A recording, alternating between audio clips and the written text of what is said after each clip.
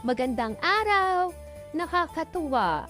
Meron na daw yung 13th month bonus. Saan mo nga ba ito gagamitin? Bili tayo ng bag or ng sapatos para naka-ready sa Pasko. Or, biyahe tayo. Let's travel the world. Or, you can invest it. Alam mo ba, na kapag ikaw ay nag-save at nag-invest ng 6 na taon ng iyong 13th month bonus, you could already have close to 10 million in savings and investment in 40 years. Nakakatuwa, no?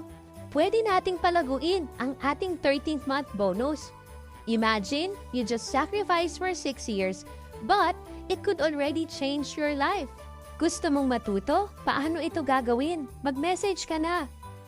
Salamat po sa patuloy na panonood ng aming mga video. Don't forget to like, share, and follow!